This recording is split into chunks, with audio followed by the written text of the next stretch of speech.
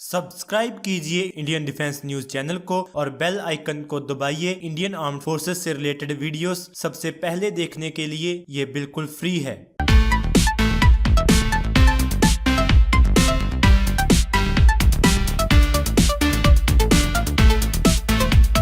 India के पहले locally developed fighter aircraft के इंडियन एयरफोर्स के विंटेज स्क्वाड्रन के पार्ट के तौर पर उड़ने के चांसेस बहुत कम हैं। उसके बाद जब सीनियर एयरफोर्स ऑफिशियल ने कंफर्म कर दिया है कि आईएएफ का कोई प्लान नहीं है HF-24 मारुत को रेजरेक्ट करने का।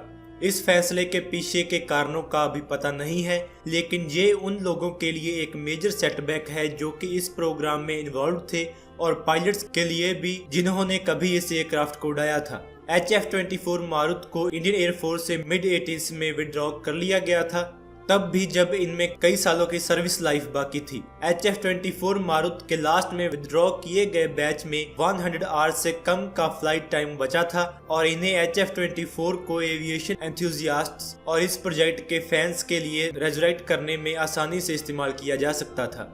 आईएएफ के एक विंटेज एयरक्राफ्ट के लिए प्लान्स हैं जिसमें Dakota DC-3, F-6G, Harvard Spitfire, Lysander और वेपिटी एयरक्राफ्ट शामिल होंगे अगले 10 सालों के समय में। HF-24 मारुत का इसमें शामिल होना बहुत सारे इंडियंस को खुश कर देता जो इन्हें उड़ता नहीं देख सके थे। हिंदुस्तान एरोनॉटिक्स HF-24 मारुत 1960s का एक इंडियन फाइटर बॉम्बर एयरक्राफ्ट था। इसे हिंदुस्तान एरोनॉटिक्स लिमिटेड ने डेवलप किया था। German aircraft designer Kurt Tank इस एयरक्राफ्ट के लीड डिजाइनर थे। मारुत पहला इंडियन डेवलप्ड जेट एयरक्राफ्ट था और पहला एशियन जेट फाइटर था जो प्रोटोटाइप टेस्ट फेज से आगे गया और एक्टिव सर्विस में शामिल हुआ। 17 जून 1961 को इसने अपनी पहली उड़ान भरी। 1 अप्रैल 1967 को पहला प्रोडक्शन मारुत आईएएफ को ऑफिशियली डिलीवर किया गया था। हालांकि मारुत को सुपरसोनिक केपेबल एयरक्राफ्ट के तौर पर बनाया गया था, लेकिन ये कभी भी साउंड बैरियर को नहीं तोड़ पाया और सबसोनिक स्पीड्स तक ही लिमिटेड रहा।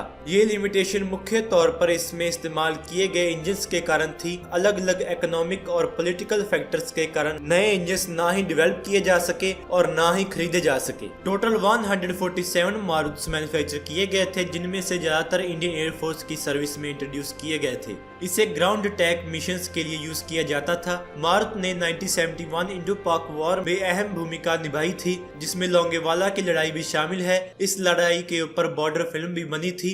इसे लेट 1980s में फेस आउट कर दिया गया था।